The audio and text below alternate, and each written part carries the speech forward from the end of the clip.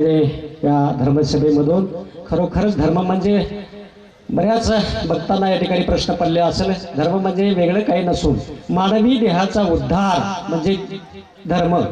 अगदी बापूंनी आपल्या वाणीतून या ठिकाणी या धर्मसभेप्रसंगी सांगितलेलं आहे। खरोखरच धर्माला जर टिकवण्याचं आणि जागवण्याचं, धर्म टिकून ठेवण्याचं काम जर कोण करत असेल तर भगवं वस्त्र परिधान केलेली मंडळी करतात। कृपया यांच्यासाठी जोरदार टाळ्या वाजवायच्या।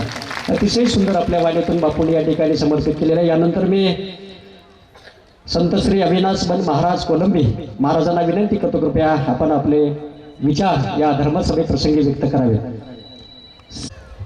अखंड मंडलाकारं व्याप्तेन चराचरं तत्पददर्शन येन तस्मै श्री गुरुवे नमः।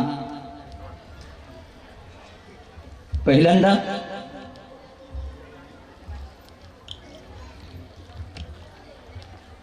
कृतुम अकृतुम अन्यथा कृतुम भगवंत परमात्मा अशा सदचित आनंद घन परमात्म्याच्या चरणतमस्तक होऊन या ठिकाणी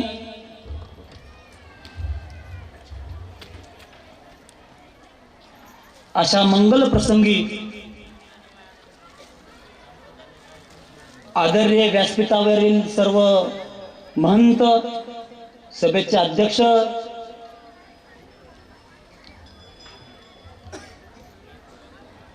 काही कथाकार आहेत, काही कीर्तनकार आहेत, काही प्रवचनकार, काही चित्रकार आणि काही पत्रकार, सर्व दानशूर भक्त मंडळी,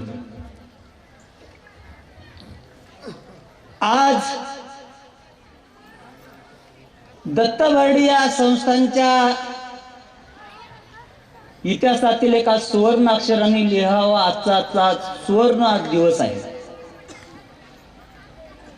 कारण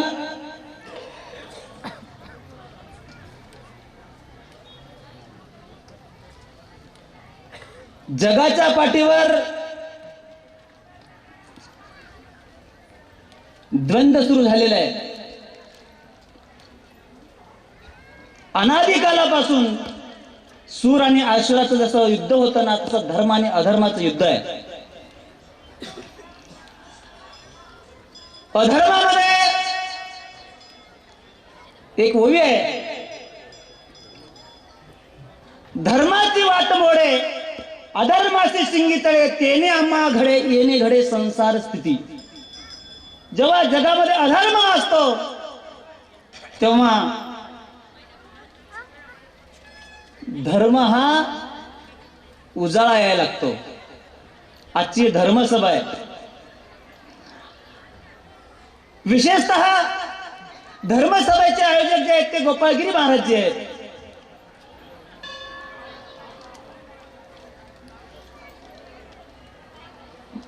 गो नाम इंद्रिय, त्यांच्या पहिल्या अक्षरामध्ये गो शब्द आहे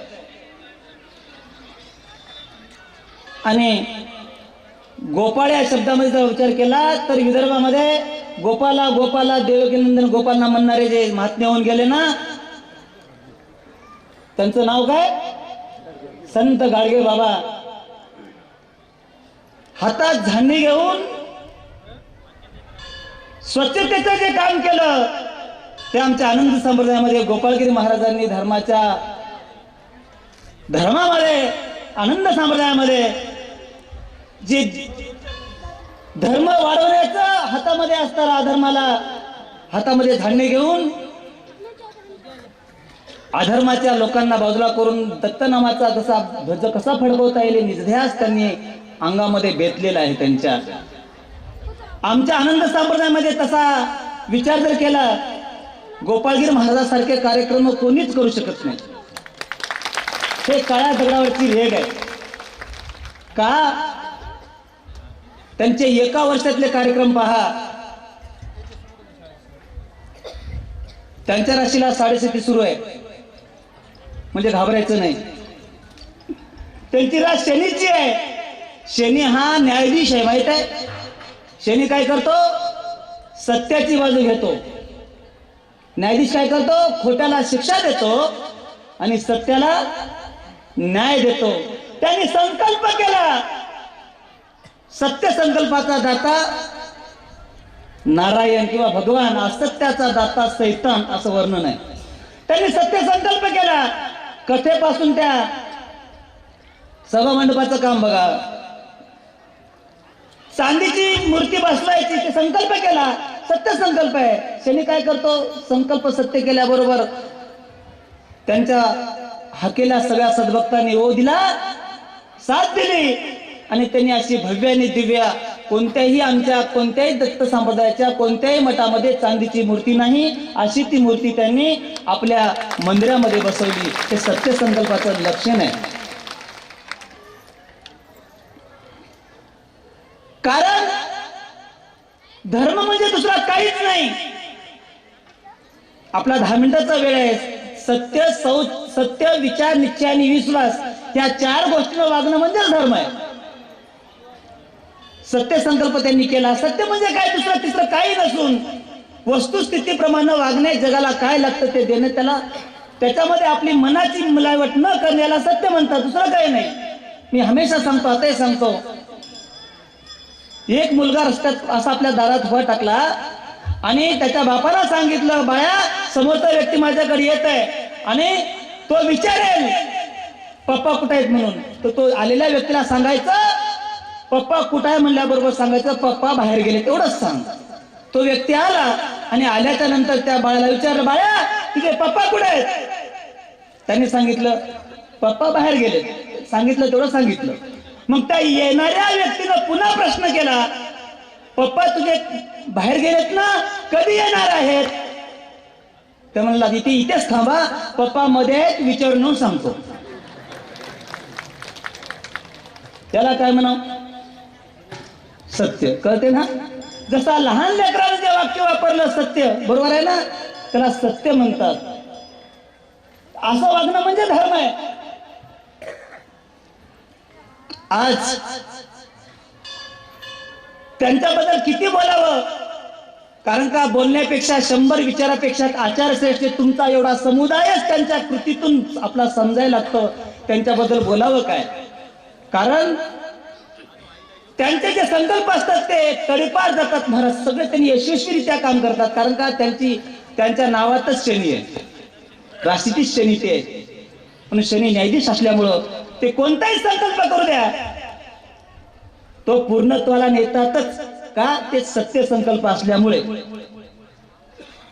अवधूत महाराजांना सांगितलं त्यांच्या जीवनात चढ उतार, जीवनात त्या गोष्टी असतातच महाराज. चांगल्या रस्त्याला गतिरोधक आणि चांगल्या माणसाला विरोधक असल्याशिवाय त्या माणसाला मजा नाही.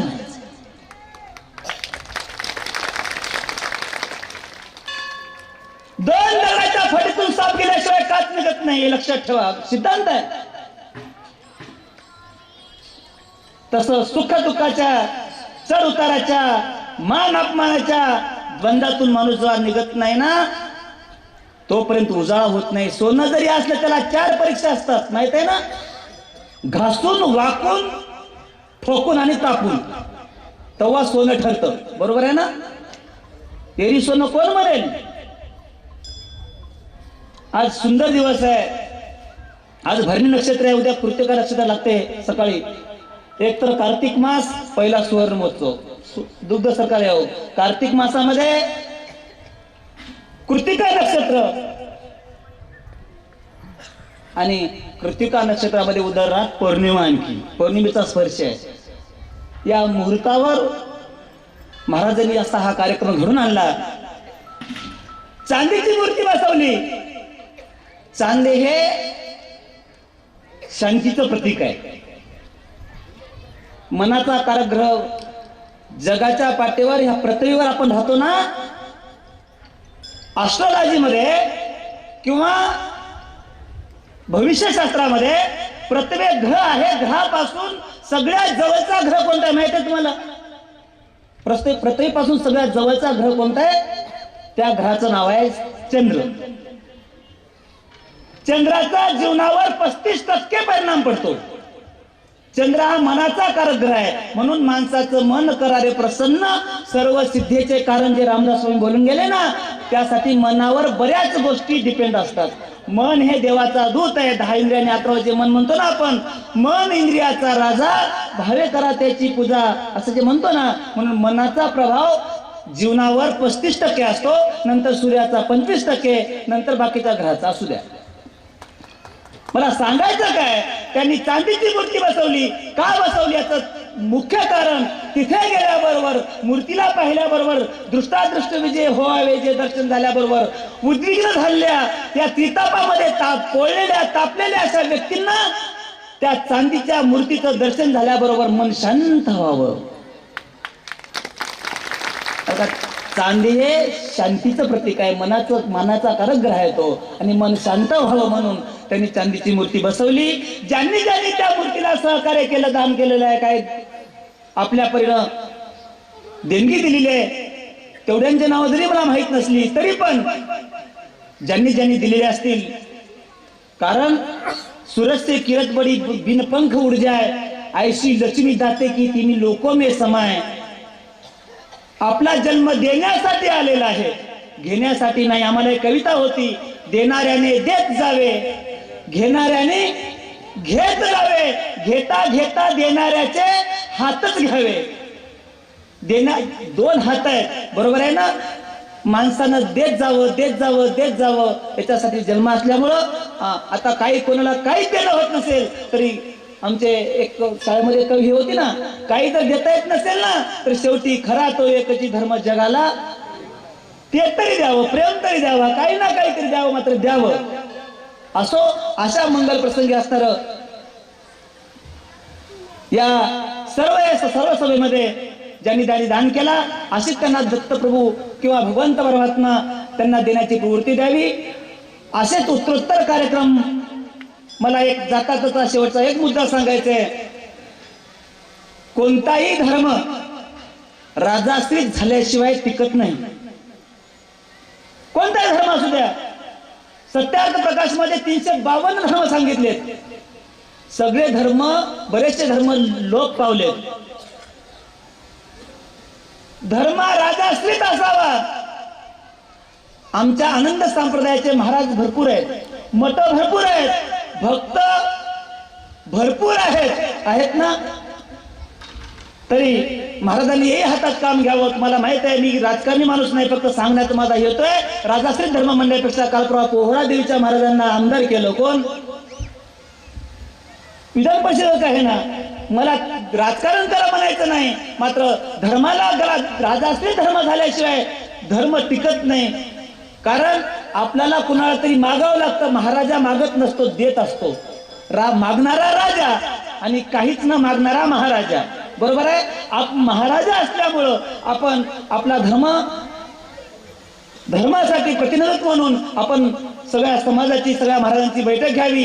कुठंतरी आपण असताना आपल्या सगळ्या मठाचे, तुमचे मठ जे अनेक मठ आहेत, बऱ्याच मठाची असणारी रंगोटी नाही. कुठे मर्ग झालेले आहे, कुठे शेत गेले आहेत, कोणाच्या शिलीमध्ये गेले आहेत, कोणी अतिक्रमण केलेले आहे, अशा गोष्टी आहेत ना. धर्म टिकायचा असेल तर अर्थकारणे महत्वाचं आहे. अर्थाशिवाय परमार्थ होतच नाही, हा सिद्धांत असल्यामुळं महाराजांनी हे सत्याचं हातात घ्यावं. सर्व समाज त्यांच्या हाकेला हो देईल, महाराज म्हणणे साथ देईल. या प्रसंगी एवढं मी उचित त्यांना सूचना नाही, माझी विनंती असणार त्यांच्या पुढे मांडतो. आणि धर्म टिकवण्यासाठी, धर्म जागृत करण्यासाठी आपण पुढाकार घ्यावा. सर्व भक्त त्यांच्या पाठीमागे राहतील अशी ग्वाही देऊन मी या ठिकाणी 2 शब्द संपवतो. जय आनंद, जय जय आनंद. धन्यवाद.